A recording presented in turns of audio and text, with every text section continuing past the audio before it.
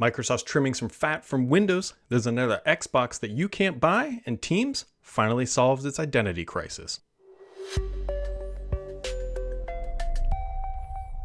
Somehow it has happened, my friends. It is another week gone by, which means it's Friday, which means it's time to do the weekly wrap up, the podcast, the thing that I've been doing for longer than pretty much anything else when it comes to this YouTube channel, or podcast, I should say, for everything else. So let's just dive in. Hopefully you had a wonderful week, and let's kick it off here with what's happening in the world of Windows and Microsoft and everything and beyond. So Microsoft is bringing GPT-4 Turbo to Copilot. So that is also the free version. Interesting maneuver, I guess, if you will. Copilot. The Turbo version is typically referred to as like it's a little bit cheaper to operate. It's a little bit more it's just faster at the end of the day.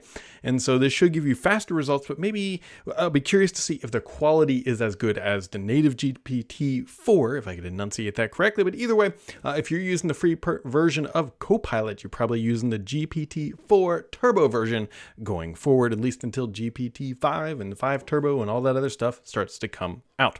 Microsoft also shipped a new build of Windows Canary this week, and this one's pretty particular, so we need to kind of talk about this one for a second here. So Windows 11 24H2 build 26080. This is a pretty big deal because it helped solve the Teams identity crisis. There is a new Teams app, so I believe that's like 3 or 4 Teams apps now that have come out, although you might be able to argue that this one isn't a new Teams app, but although it's kind of been like rebuilt and everything else, so maybe it is like a new Teams at the end of the day. Either way, this is going to solve the identity crisis where you have like multiple versions of Teams on your device. Now, work and home and everything else in the world of Teams is now in one app like we would all expect. So you can now do that Teams free version chat. You can also do your Teams work version chat, all from the same app. You can use multiple accounts, including multiple enterprise accounts, Microsoft has told me. And so, yes, this new app, though, is only shipping if you're running, I think, 24H2. And later, if you're running something previous to that, I don't think you can actually run this app, at least not officially. Somebody might find some workarounds to make that happen. But either way, going forward, there will be one Teams app to rule them all, which is finally we're getting rid of that Teams crazy nonsense. So that's a very good thing. So the other thing to kind of consider here, and this is me just kind of poking around the Microsoft neighborhood and understanding how they work. So the fact that the Teams free version, that version that they like publicly talked about on stage when Windows 11 came out, is nested inside of this app. To me, that's like a big downgrade. They went from the front porch to the back porch, and it would not surprise me if in the future that Microsoft just kind of cans this thing quietly, because if it's not its own separate identity, the likelihood of it growing in adoption is probably pretty small. But let's be real here. Windows 11 has been out for a couple of years. The likelihood of this app suddenly exploding in popularity, I would put pretty low down on the likelihood of things to happen in the world of Windows. So if you kind of take that nutshell, or that little nugget of information, if you will, and say, well, they're kind of de-emphasizing the Teams consumer app. They're removing the Windows Android app support. It's like a couple of the hallmark things that were part of the Windows 11 announcement are either deprioritized or quite literally gone. Just something, just to keep in mind here. Now, there's other things that have actually happened under the hood of Windows 11 with this build that are very notable, specifically for somebody like me. And this is where I introduce the caveat that I work at Stardock, and you'll see where I'm going with this. With build 26080, Microsoft has reintroduced a flag in the system called Disable Windows 10 Taskbar.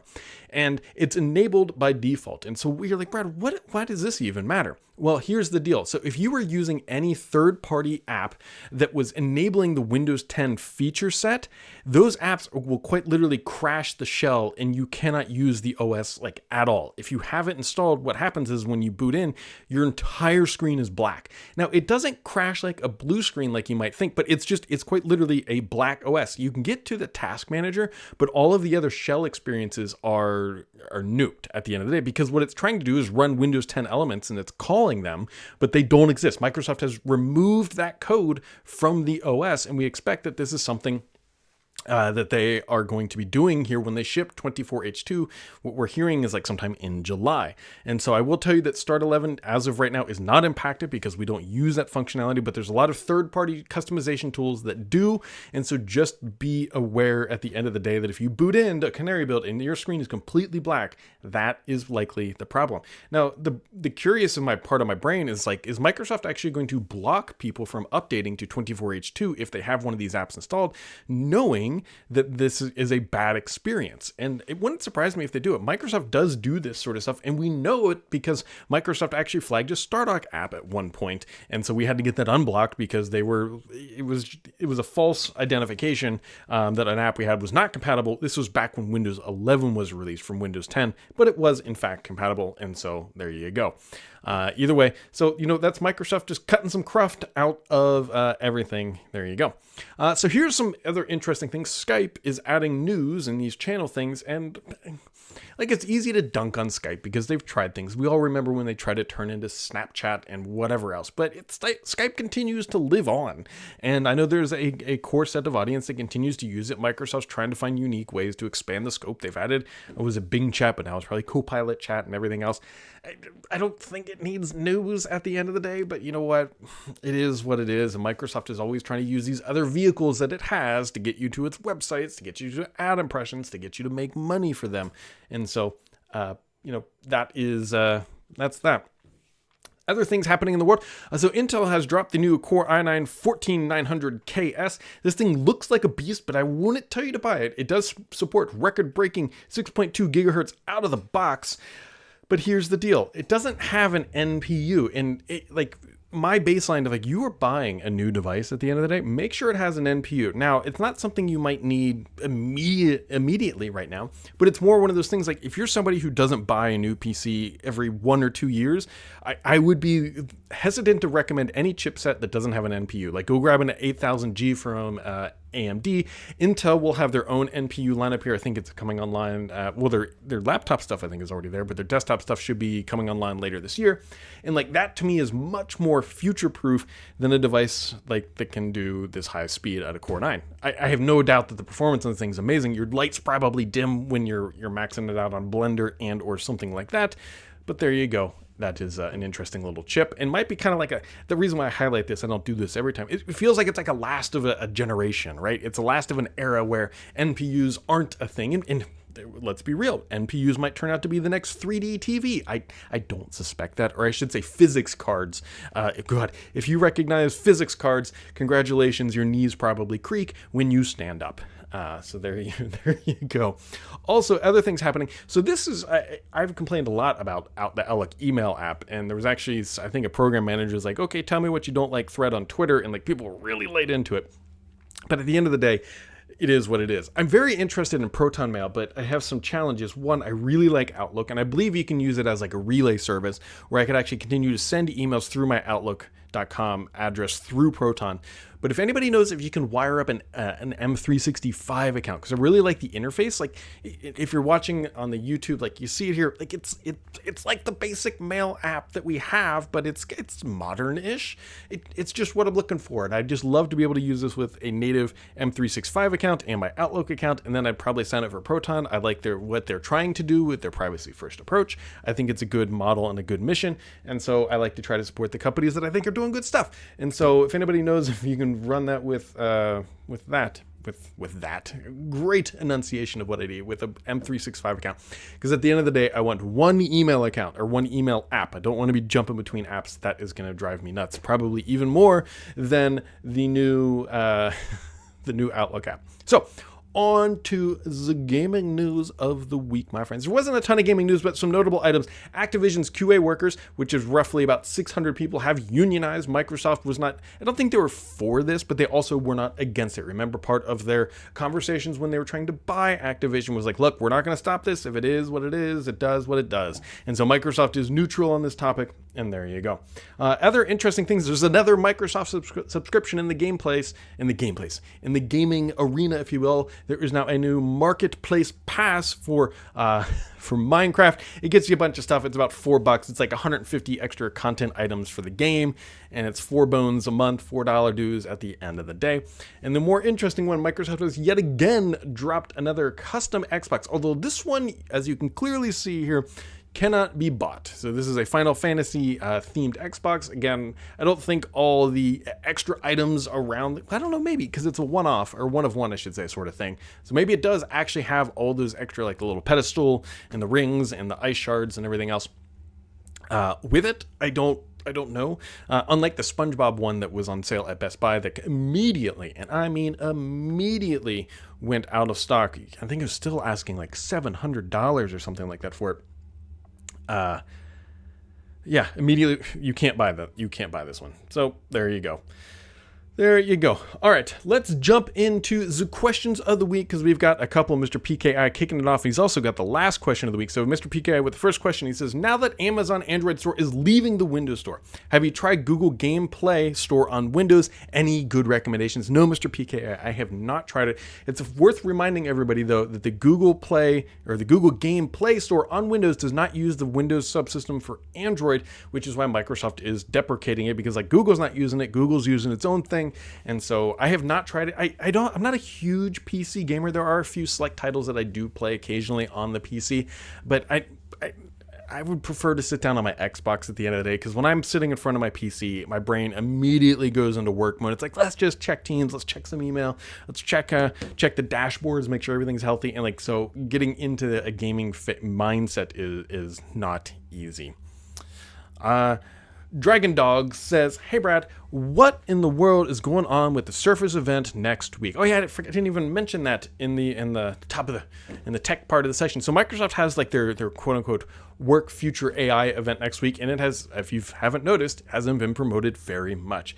It looks like this is going to be very subdued, a very corporate-y event. We're expecting new Surface hardware, but it's only going to be Surface commercial hardware. Think along the lines of the Surface Pro 7 Plus, if you remember that. I think it was a 7 Plus, where it was only commercial devices are going to be announced, and then look for Microsoft to do their ARM stuff. It looks like that's going to be happening before the June event, potentially April or May or sometime like that, where we'll actually see the commercial stuff, and the stuff I think most people listening to this are interested in, which are the ARM devices. So I don't think we're going to see much of ARM next week, but either way, we'll see what they have.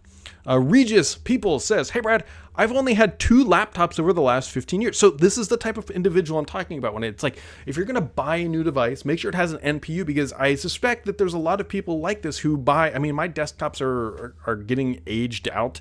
But they did support Windows 11, although this box, which I did get upgraded, now does support 11. But yeah, people keep things like 5-6 years, so this isn't unusual. He says, I've only had 2 laptops over the last 15 years, with my last desktop being a Dell XPS 210. Which obviously was some time ago. In short, it fried itself. Using laptops has been mostly due to a lack of space and portability when I took college a few years back, but my family and I will soon be moving to a bigger house, and with that, one of the first things I want for the future space is a desktop. Could you give me a couple recommendations for brands models to consider in the i5 to i7 range, or possibly a couple to avoid?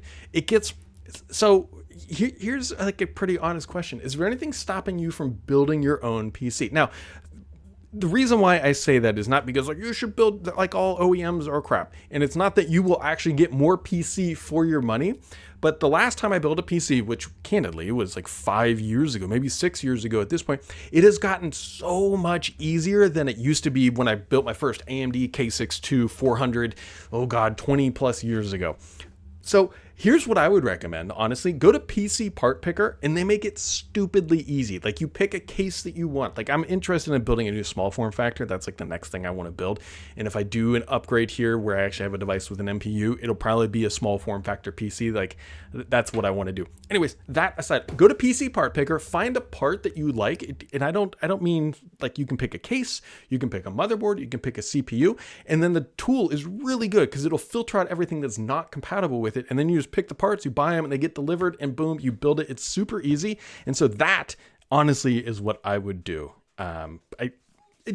if you're nervous about building a PC, just watch a couple videos. Like, it's really just plug and play at this point. I think the hardest thing probably anymore is maybe mounting a fan to the CPU, but even that has gotten relatively trivial, and it's just a couple screws and getting your thermal paste. Like, it's really hard to screw those things up anymore because the chip's only go in one way. And so just make sure everything's plugged in at right where it says, and there you go. It's more plumbing than it is some sort of like sci-fi wizardry like it used to be. Like, there's no jumpers really anymore. It's not like you're doing that on the hard drive. It doesn't matter where you plug it in on the ribbon. Remember, if those old cables that you had a primary and a secondary, and depending on where you plugged it in, depending on the jump, like that stuff's all gone. It's gotten so much easier. Rafiq says, "Hi Brad, lately I am encountering issues in the Windows Explorer where sometimes it's very slow to process. Is it just me, or is it generally no, I can promise you this. It is not just you. There's a lot of complaints about the new File Explorer. Microsoft did some rewriting of it, which is, if you roll back in the podcast, it's like, why are people enabling previous Windows experiences on Windows 11? Primarily because, hey, they're usually faster and have features that are not available in the new versions of Windows 11 that have been rebuilt. I don't want to say quite from the ground up, but they've been overhauled during the life cycle, kind of through things. And so Windows Explorer got an update, which isn't the most performant thing. So it's definitely not you. And if you're wondering, if you're listening to this and saying, Brad, I've never seen this, well, let me break it for you, and let me tell you what it is. When you open File Explorer and it's just a white square and there's no content populated in it, that is what's driving everybody nuts, because you open it and you're like just sitting, you're waiting for your content to populate, and there's some sort of process that gets hung up, or I'm not quite sure, or it's trying to query something and it's just slow to populate that information, which is the primary issue. So it's not your device, it's not your hardware either. So it's not your install or your hardware. It's quite literally just File Explorer has become a little bit bloated. Bloated might be the wrong term. Non-optimized, suboptimal, something, choose your own adventure word there at the end of the day. Ren72 says, "Hey Brad, it was kind of quiet on Xbox this week. There was only a couple things of announcements. There was no major leaks or anything else like that.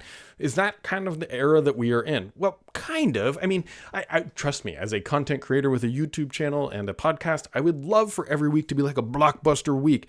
But the reality is, it can't be. Like, it just quite literally can't be. Microsoft can't line up that many things to happen every single week of the year. Trust me, they would love to. And although maybe with other studios, they might be able to do that eventually, but not like big, chunky kind of media announcements that we all love. So we're kind of just in a little bit of a quiet period. Microsoft got through the Activision acquisition, they got through their business update, and now they're just kind of marching through the late winter, if you will, and then there'll be spring, and then we expect something around E3, and so just kind of keep your eyes and ears and peeled for something like that. And Mr. PKR wrapping it up as he likes to do, probably the most frequent commenter on this podcast over the years. He says, "Fun and ending question of the week. What was the most popular Sam's report of all time, and why do you think it got so many views?" I know exactly which one. They're both Xbox related. There was a podcast titled Xbox E1, E2, E3, where I leaked a bunch of things that happened 2018 E3 or something like that. It was around that time. The other one was the podcast where I did right after I leaked the Xbox Series S. Those two just blew numbers way out the door. Now, there's ways, like any content creator, anybody logical with a brain, there's things you can do to juice the metrics, but they're usually not sustainable. Like, you can put things like, this one weird thing is keeping Xbox back, or Windows has a secret hidden behind this button, and like, people will click that stuff. But to me, one, because this is something I do for fun at the end of the day. I mean, somebody will point out, say, Brad, you've sauced up the titles before. You do it all the time. And yeah, I'm guilty of it, but I try not to do like the 10 things you need to know about Xbox this week. I don't know. I do this for fun. It's always been a thing for fun. And I hope it always remains that way, because the problem is that a lot of people go through in the content creation industry. And I went through a wave where I was doing more content creation full time than I am now. The problem is like to create a sustainable income means you have to create a repeatable process. And that's very hard to do. It is extremely hard to do like what Linus Tech Tips does. Hats off to that for that engine. I mean, he's got, I think, 100 plus employees to be able to do what they do on a near daily basis. And so like it takes a real concerted effort to be able to do this kind of stuff on a daily basis or even a weekly basis. And like what I do on this channel is I'll call it mid-tier, maybe mid to low tier. I'm definitely not a high budget studio over here. Although I do at least have a custom setup with hopefully decent quality audio, I'd like to think. But it's not a full production where there's a guy behind the microphone. I mean, it's literally on an arm hanging from the ceiling, wired up, and so whatever else. But yeah, the challenge of content creation, if you go full time for people that do, is like, okay, if you want to make money, you got to put something out the door. And what do you do when there's nothing happening? Well, you kind of got to get a little edgy or whatever. This got off on a weird tangent, but there you go, Mr. Peak Eye. A very good question. Maybe I can look up and see what, let's just see here. Well, it'd be hard to find because I got to pull some data on the actual audio downloads. The video one's real easy. You just go to the YouTube channel and click most popular, but the audio side is the one that can jump real quickly too.